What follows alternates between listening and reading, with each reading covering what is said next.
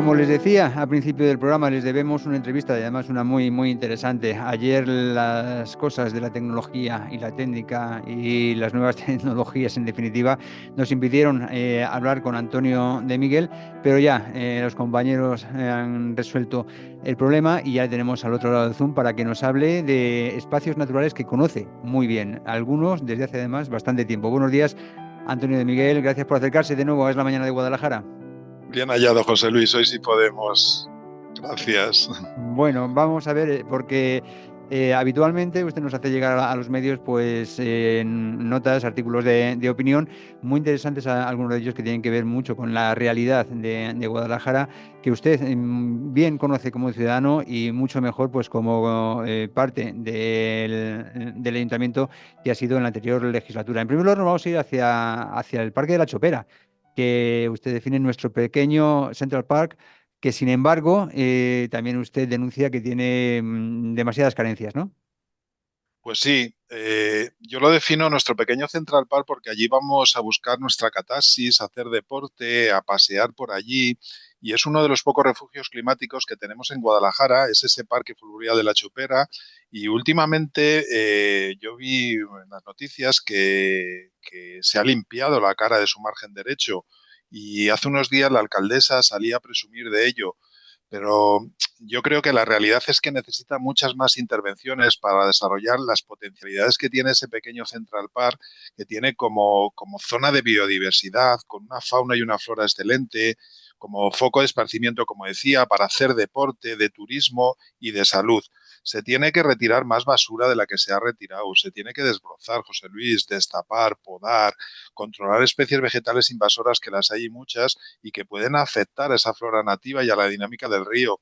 Y se tiene que cuidar y mantener esa vegetación de ribera que tiene, que es excelente, y sobre todo por el asunto de las inundaciones y para proteger ese ecosistema fluvial. Y se debe hacer un dragado, como explicaba en ese artículo que escribía, en ciertas zonas, y retirar sedimentos acumulados de estas últimas lluvias que hay, de esos desbordes que ha tenido el río, y se tiene que hacer con mucha precaución porque el dragado puede afectar a la dinámica natural de ese río, y Mm. sobre todo, José Luis, hay que descontaminar el río Henares, está muy contaminado, y buscar reducir esos productos químicos y evitar los contaminantes que llegan al río. Hay que evaluar constantemente esa calidad del agua, se les olvida, y hacer análisis periódicos para detectar esos contaminantes. Y mi pregunta, José Luis, es, ¿se pondrán de acuerdo las administraciones, la Confederación Hidrográfica, el Ayuntamiento, la Junta de Comunidades, la Diputación, o seguirán con esas peleas que siguen ideológicas y partidistas, dejando al lado a los guadalajareños y lo verdaderamente importante, que es su bienestar y su río, su naturaleza, José Luis? Ujú. Desde luego, pero me llama mucho la atención qué tipo de contaminantes hay, porque yo creo que los vertidos al río, a lo mejor hace décadas se veía como algo normal, pero creo que ahora todo eso está completamente restringido y prohibido, ¿no? Que va, José Luis, hace tiempo que está contaminado el río Henares, hace muy poco estaba allá a la altura pues, del puente árabe, estaban vertiendo vertidos del Coquín, que no sabemos la razón de por qué se están vertiendo. El concejal salió a dar unas explicaciones, pero la realidad es que hay vertidos, y más arriba hay vertidos que llegan también desde Marchamalo. Hay muchos vertidos contaminantes desde hace años, José Luis, que llevamos denunciando asociaciones, que hay medioambientalistas en Guadalajara, los propios particulares lo estamos diciendo, que ese río podía ser, verdaderamente podría haber hasta se podría, por ejemplo, montar piraguas, canoas, se podría hacer muchas actividades en ese río si no estuviera tan hipercontaminado. Ujú, ujú. Desde luego, a lo mejor la masiva afluencia de agua que hemos tenido durante el invierno ha diluido en cierto modo esos contaminantes, pero que lo extraño es que todavía se siga permitiendo vertir a los cauces fluviales determinados productos que provengan de determinadas empresas. Vamos, no sé si es el caso, creo haber entendido eso, porque otra explicación no cabría. Sí, sí, está hipercontaminado y ocurre en muchos ríos de España que no se hace la verdadera vigilancia y el verdadero análisis. Y uno espera de sus políticos y sus gobernantes políticas de intervención y planes y sobre todo financiación para paliar y luchar eficazmente contra estos asuntos, contra la contaminación de sus ríos y sobre todo también, José Luis, contra estas olas de calor extremo y se necesita pues medidas, invertir dinero y sobre todo políticas y lo vidan. Aquí en Guadalajara hemos pasado, como en muchas partes de España, estas olas de calor y los guadalajareños buscamos refugios climáticos y una de las zonas es esa, aquí en Guadalajara es esa. Y nos falta información del Ayuntamiento de Guadalajara Sí. que nos den las medidas adoptadas y un plan de objetivos medibles que pueda verificar si han sido exitosas esos planes que hacen de refugios climáticos, José Luis. Nos falta un mapa de listados. ¿Dónde están listados de los refugios climáticos que hay en Guadalajara? Un sistema de alerta temprana claro de información de estas horas de calor. Nos faltan medidas de infraestructura. Yo como concejal luché mucho por hacer unas sombras con toldos, unas sombras naturales con arbolado para paliar este calor. Y las pocas que hay en Guadalajara es que no funcionan, lo estamos diciendo los vecinos. Yo le pregunto a nuestros gobernantes qué medidas están tomando en este asunto para para paliar estas olas de calor, cuánto de nuestro dinero que pagamos con nuestros impuestos invierten en paliar estas olas de calor. Y es que solo hay que ver las temperaturas que hemos tenido, los termómetros invitaba poco a salir a la calle a Guadalajara. Es que la ciudad era un horno, es horroroso, yo lo llevo diciendo desde hace años. Y si queremos que Guadalajara se vea y se siente y se recuerde, como dice el concejal, pues es que hay que invertir, además de gastar nuestro dinero en unas letras muy bonitas y en diamantes, como dice el concejal, tenemos que crear y cuidar espacios con sombras para protegernos de estas temperaturas tan extremas que sufrimos con este calor, José Luis. Ahí es donde tiene que ir destinado nuestro dinero y no en otras cosas que no lo entendemos mucho los guadalajareños. Ujú. Para cerrar este capítulo y pasar al siguiente, quería preguntarle, ¿es el río, la limpieza del río, una más piedra que lanzarse de unos partidos a otros mientras la casa sigue sin barrer? Así es, eso ocurre con muchos temas. Los partidos, y lo conozco muy bien desde adentro que lo he vivido, solo piensan en su estrategia electoral, en sus votos, y casi todas las acciones que toman van encaminadas a eso y no al bienestar. Piensan más en sus cosas de partido, en sus partidismos, en sus datos electorales que en solucionarnos los problemas. A veces nos crean problemas en vez de solucionarlos y a veces invierten dinero en cosas más con un fin electoralista que con el bienestar de los guadalajareños en este caso y en los españoles en muchos casos.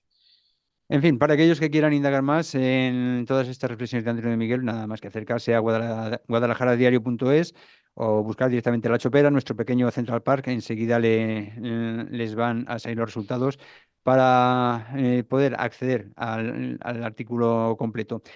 No obstante, si en vez de a guadalajaradiario.es nos vamos al español o al el digital de Castilla-La Mancha, tenemos otro artículo de Antonio de Miguel, esta vez hablando de una realidad eh, bastante tremenda que ha estado sufriendo nuestro país durante demasiadas semanas. El monstruo de los incendios, así se titula y está escrito, veo desde la experiencia, porque lo primero que nos encontramos es una foto de un jovencísimo Antonio de Miguel cuando pertenecía al retén de Montes Claros en la Sierra de Ayllón y por eso digo que creo que es una voz del todo autorizada para hablarnos de esto. No sabía yo esta su faceta de bombero en los años 80, bombero forestal. Pues sí, yo allí pagué mis estudios universitarios los veranos trabajando en este retén de Montes Claros, en el Cardoso de la Sierra, en la Sierra Norte de Guadalajara, como bien Ujú. has dicho, José Luis. Y me ha tocado vivir el fuego desde dentro y cuando lo vives desde dentro puedes comprender lo que está pasando esta pobre gente cuando en muchos casos no han visto pasar ni un solo avión y están solos con sus tractores y sus palas en estos pueblos de Castilla y León, en estos pueblos de Asturias, en estos pueblos de Extremadura.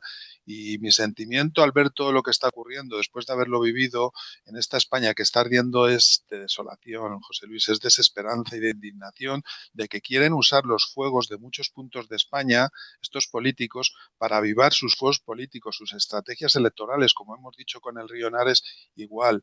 Y yo me hago muchas preguntas. Yo me pregunto, ¿qué ocurre con esos planes de prevención y de emergencia contra incendios? Que los municipios los tienen que tener, José Luis, y tienen que estar elaborados y están obligados a hacerlo, sobre todo en aquellas zonas de alto riesgo de incendio. Y es que los montes españoles, José Luis, en los que a menudo se insertan urbanizaciones y casas y viviendas, son un auténtico polvorín, se convierten en un auténtico polvorín para estos incendios forestales. Y me cabrea mucho que nuestro gobierno haya abandonado a esa gente porque no hay medios suficientes, dicen, y por las puñeteras gestiones y estrategias políticas, ideológicas, climáticas que hay y sus luchas de territorios y colores políticos. Eso es lo que están haciendo, José Luis. Con estas luchas y con estas descoordinaciones, los que pagamos somos los españoles, somos los guadalajareños. Y es que José Luis, tienen que cuidar nuestros montes porque el 56% de la superficie de España es forestal. Y fíjate, de ese 56%, el 72% esa cifra está en manos privadas y hay mucho abandono, mucha falta de gestión activa a largo plazo y de partidas presupuestarias que tienen que destinar dinero y no lo hacen. Y hay que fomentar la agricultura y la ganadería y no lo hacen, José Luis. Tienen que hacerlo y lo tienen descuidado, nos tienen muy descuidado y hay que limpiar esos espacios rurales porque luego los efectos devastadores del incendio son enormes, José Luis. Ujú. Desde luego, ya no solo a nivel bosques, sino lo hemos visto. Bueno, tenemos aquí el vídeo que está publicado en la página del Español, en el cual se ven localidades ardiendo en viviendas, casas. Bueno, han rodado mucho por las redes, pero sobre todo lo que es mucho más lamentable, las vidas humanas. Aquí en Guadalajara, bien lo sabemos, por el incendio de Ribera de hace 20 años, que se pierden y las que se han perdido este verano en tareas de extinción, seguramente, vamos, no sé yo también si por otros motivos, pero que en el siglo XXI, en un país como España, eh, ocurran estas cosas, a veces es del todo increíble. Desde luego es interesantísimo el artículo El monstruo de los incendios, que se publicaba a principios de agosto en español, como decíamos, y que viene también, como decimos, viene apoyado por estos vídeos que son absolutamente espectaculares y que son ni más ni menos que un pequeño botón de muestra de esa tragedia. Fíjate que, José Luis, que no hay ni un plan de gestión nacional forestal dotado de un presupuesto para nuestros montes, que son, como digo, auténticos polvorines, y falta mucha prevención para evitar estos fuegos de nueva generación, y cada vez yo que paseo esos bosques, esos montes, hay más combustible disponible en el monte y por eso cada año hay estos mega incendios y hay que trabajar en esa gestión como se hacía hace años porque estas zonas rurales, José Luis, se abandonaron en los años 60. La gente emigró a las ciudades y ya no hay esa gestión que había. Yo que nací en una zona rural, en una masa forestal, en un pueblecito de la Sierra de Burgos, Quintanar de la Sierra de Burgos, se tiene que cuidar esos recursos que nos dan el bosque, que ya no los utilizamos, ya no utilizamos la madera para calentarnos, ya no se hace esa resina, se trabaja. eh, Hay que retirar esos residuos forestales y aprovechar esa biomasa para térmica, para eléctrica, incluso para gas, y tenemos que gestionar esos bosques. Y eso es lo que está causando estos enormes incendios por la cantidad de combustible que hay. Y hay que evitar que superen esos rangos, como digo yo, para que no puedan arder. Eso ahí hay que invertir nuestro dinero, en esa prevención. Hay que hacer más plantas de biomasa. Yo es una de las soluciones que doy y menos demagogia, porque cada vez hay más combustible y esos megas incendios van a estar todos los años. Y Ujú. gran parte de esa gestión forestal se dejó en los 60. Yo también culpabilizo, José Luis, a esas políticas conservacionistas de la Agenda 2030, del Pacto Verde, que están impidiendo, que hay demasiado proteccionismo, hay multas y problemas al mundo rural y no pueden ni coger piñas, ni gestionar esos arbolados, esos bosques. Y Eso le eso quería preguntar porque, claro, es un tema que hemos escuchado mucho en declaraciones de aquellos que sí viven en el monte o en el entorno forestal, que han dicho que se les ha prácticamente prohibido, simplificando, limpiar el monte, ¿no? Una serie de prácticas que antes contribuían a que hubiera menos combustible en el monte, menos combustible, que es parte del monte también, ¿no? Y quería preguntarle, porque claro, de los 80, de mediados de los 80 a mediados de los... a cuando estamos, han pasado 4 décadas. Y usted ha sido en Sierras de Guadalajara, bombero forestal. Antes, ¿cómo eran las cosas? Porque entiendo que hace 4 décadas este tipo de agenda normativa no existía. ¿Cómo se hacían las cosas desde los pueblos, los propios pobladores de los entornos forestales? Pues mira, yo te hablo de mi experiencia vivida. Se hacía con Icona. Icona contrataba cuadrillas en invierno. Siempre se ha dicho que los fuegos se apagan en invierno y es real. Hay que hacer esas labores de prevención y de limpieza, esos cortafuegos, esas superficies continuas que tienen los bosques que No, cada pero vez son más grandes. más me estoy refiriendo a, por ejemplo, antes, no En sé, la vida rural, en los en la vida pueblos. rural se podían coger Pues las mira, piñas, necesitaba, sí, yo qué sé, pues madera para lo que sea, que la sí. podías recoger. Todo eso se podía hacer entonces y ahora no se puede hacer. Sí, se podía hacer, se podía ir a recoger la leña porque nos calentábamos con ese fuego y íbamos a recoger esa leña, se podía podar lo que veía, se podía hacer quemas controladas, José Luis, que realmente hay que hacerlas para eliminar todo ese sotobosque y todo ese ramaje que hay y es la forma, esa prevención, se podía hacer, se podía, la actividad resinera, se podía, o sea, trabajar con esa leña.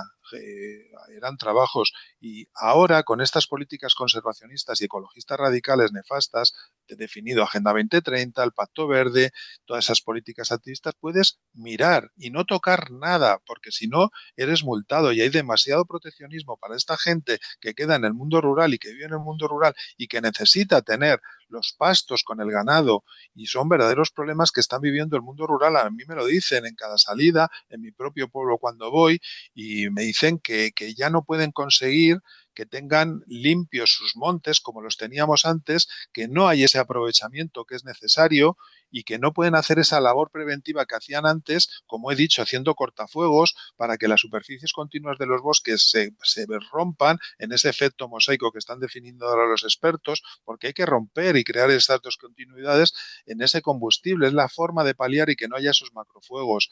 Y yo la solución, José Luis, yo devolvería las competencias al Estado. Veo que está teniendo muchos problemas entre regiones, entre comunidades, que si uno se exime con la nacional, y la forma es devolver esas competencias. Fue un error para mí las transferencias en este asunto. Son competencias que, dadas las dimensiones, y las hemos visto ahora, y la intensidad, deben ser del Estado, las debe coger el Estado, con un centro de mando de coordinación única, José Luis, para que no haya estos líos de descoordinación entre comunidades autónomas a la hora de aplicar los protocolos y los dispositivos. Eso lo tienen que hacer porque si no seguiremos con este problema y con estos monstruos de incendios de nueva generación de incendios forestales.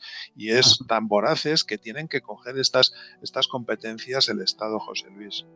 En fin, pues aquí queda, como ven, una opinión desde alguien que conoce muy bien el problema desde hace muchos años y los contrastes de cómo se hacían las cosas antes, cómo se hacen ahora y las consecuencias de entonces y las consecuencias de ahora. Muchas gracias, Antonio de Miguel. Recordad de nuevo, El monstruo de los incendios en el español. Aquí tienen acceso a este vídeo, y, perdón, a este artículo de opinión de Antonio de Miguel y los vídeos que lo ilustran, que son algunos de ellos estremecedores. No tenemos tiempo para más, simplemente agradecerle de nuevo su presencia aquí en esta mañana de Guadalajara y seguiremos hablando, ¿de acuerdo?